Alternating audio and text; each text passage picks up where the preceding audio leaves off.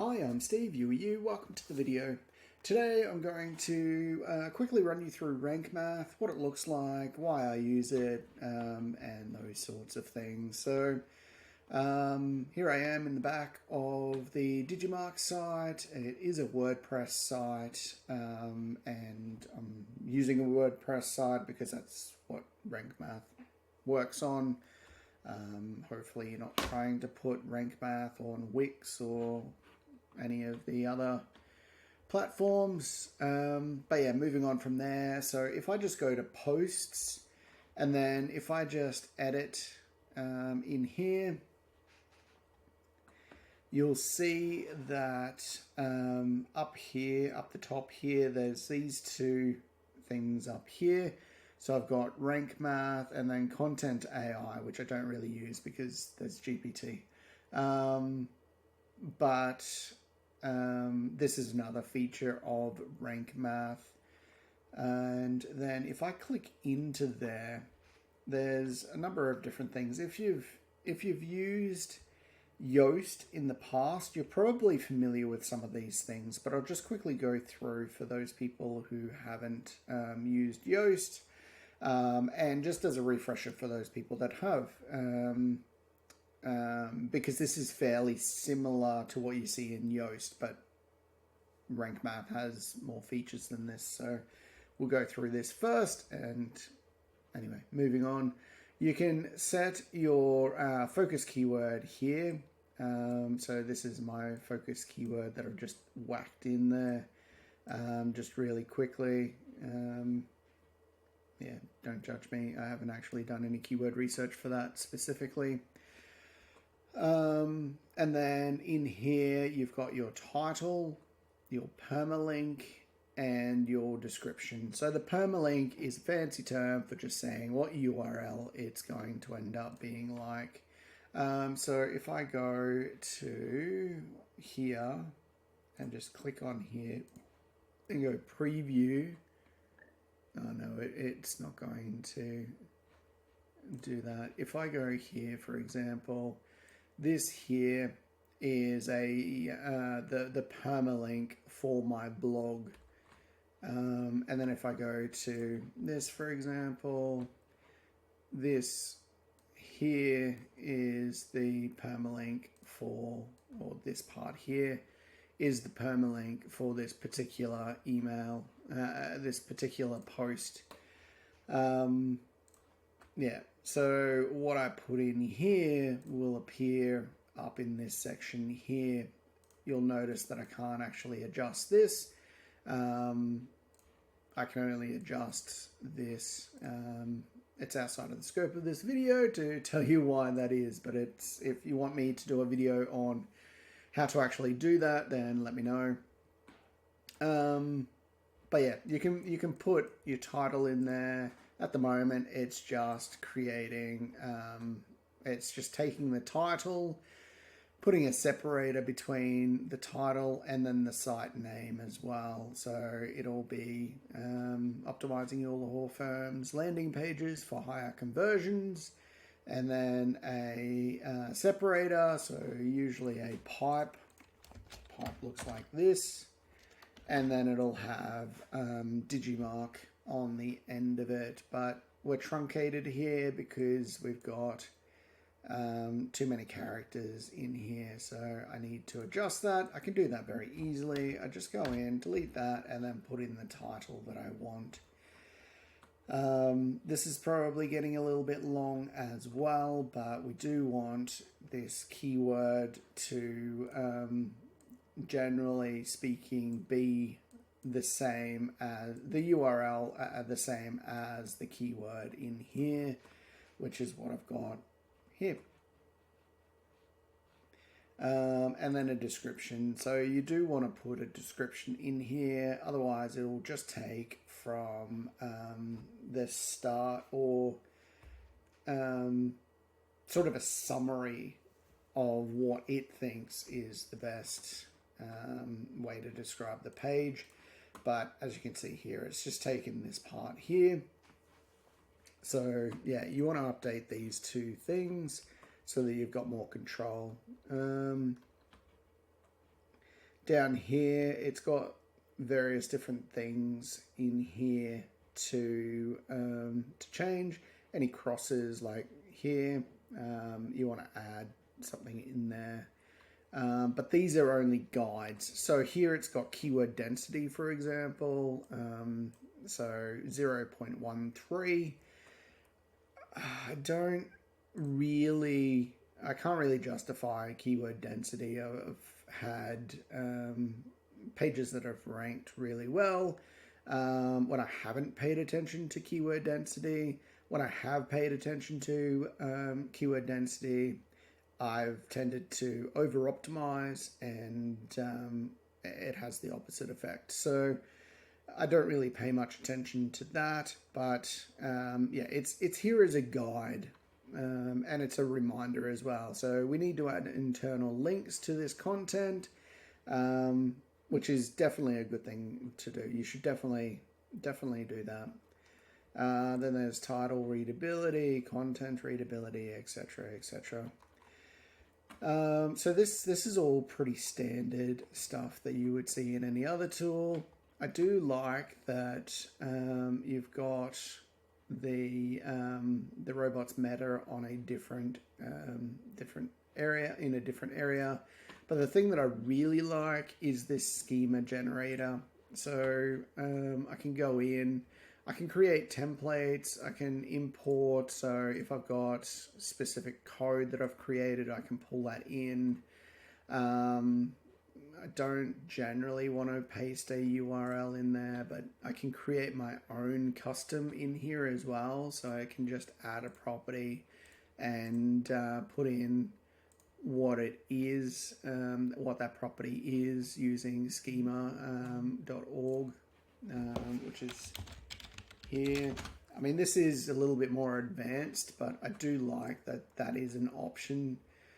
And then you can go in and you can test this with Google so that you can see whether or not the code is going to work effectively. Yeah, if you've already created like schema and you just want to go in and edit, you can do that as well. And you can delete it. So another feature that I really like is I can have something that is optimized for Google and then something else that is optimized for Facebook and then Twitter or X. There's nothing else that you can optimize for in here, unfortunately. It's just Facebook and Twitter, but at least you've got those options. So I can add a different image, I can add a different title, description, I can add an icon over the top of that. I can add different things in here as well. Like, yeah, it's really useful. So that's the posts. When I look at the pages, it's pretty similar. So if I just go into this one, for example, same in here. So we can go edit, and we've got all of these various different things. I've got the social in here as well. I can put in a different image in here. So generally it'll default to either the focus, the feature image here, or your logo. Generally, it's got analytics as well, so you can go and have a look at how the page is performing. Robots, canonical, breadcrumbs, title. I've got schema data in here as well. This is this is incorrect. I've got to fix that. But anyway, yeah. So it's all pretty similar in here.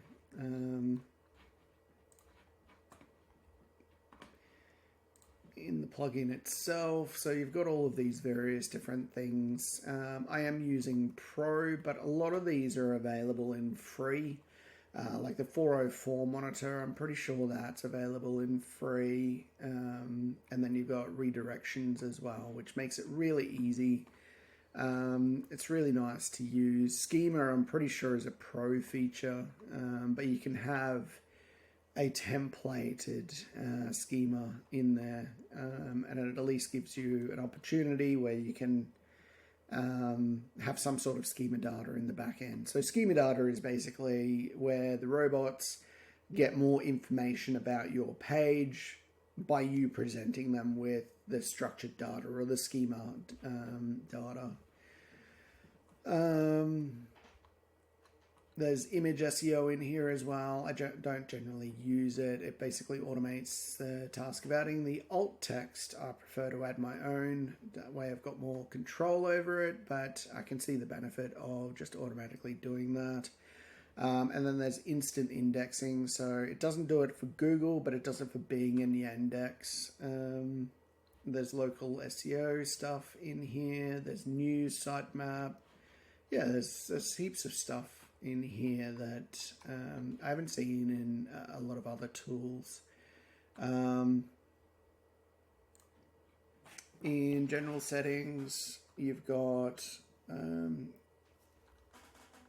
various different things in here, which I don't generally, I'm not going to go into.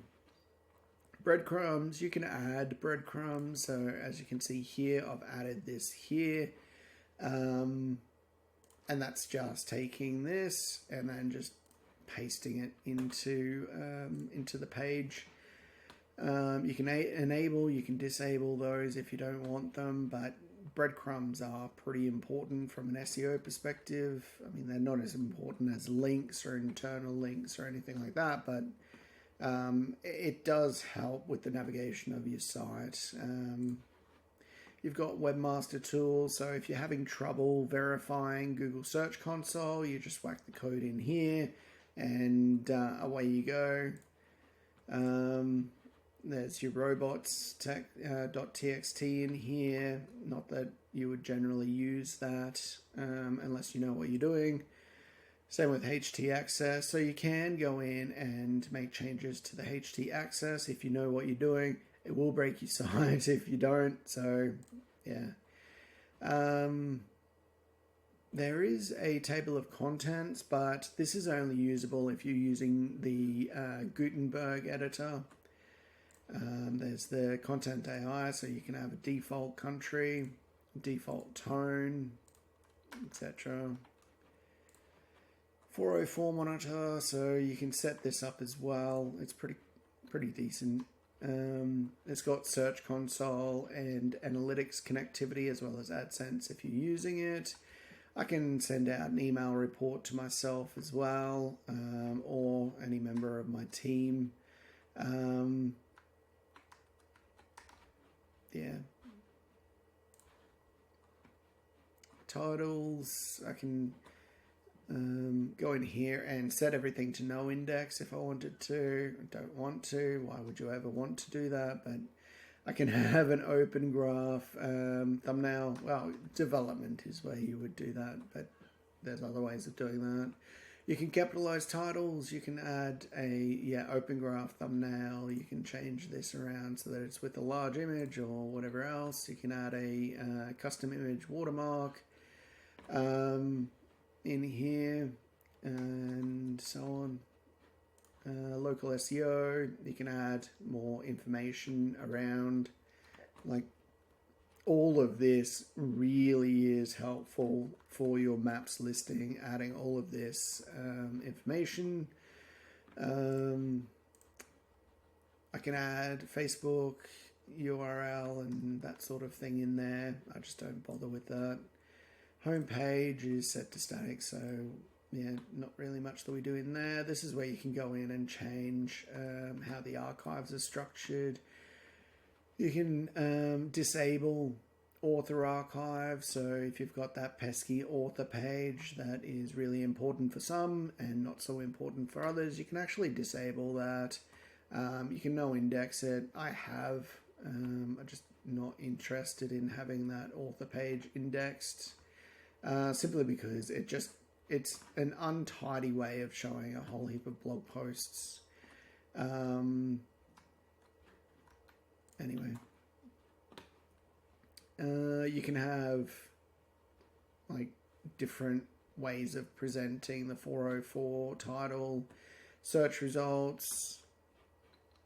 We definitely want to no index the search results. We can no index subpages in here as well, so preventing the pagination of pages. I haven't got this selected. This is probably a really good thing to have selected if you're not going to have infinite scroll for your blog, because yeah, you generally don't want, like the author page, for example, you don't want to have that going on and on and on unless there's stuff in the back.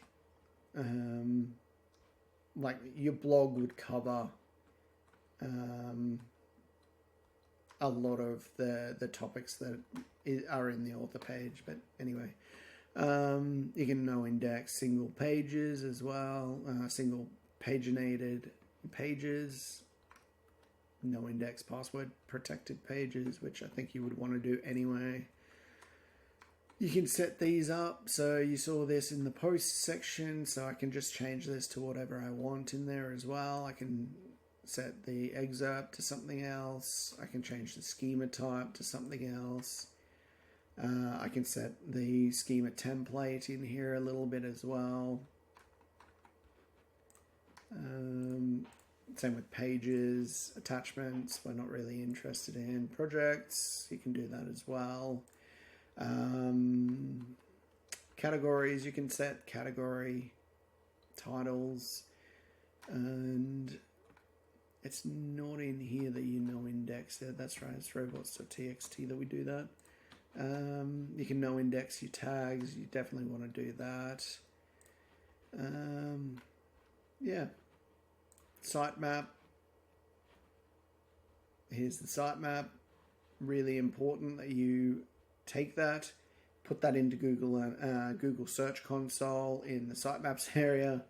But you can also create a sitemap page, and then you just push this into a page, call it HTML sitemap, and then you've got the HTML sitemap.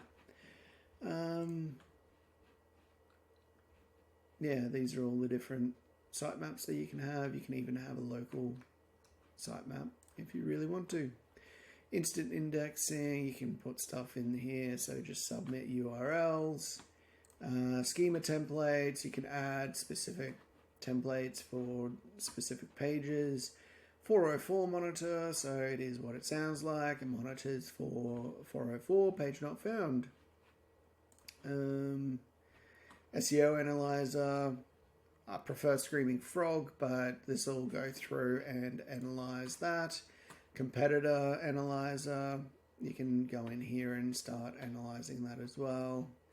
And then if you've got the redirections plugin, it will be between these two here, and you can just easily set up a redirect doing that. We do it another way, but yeah, so that is Rank Math. It's a really good tool. I really like it. Yeah, let me know what you think. Thanks.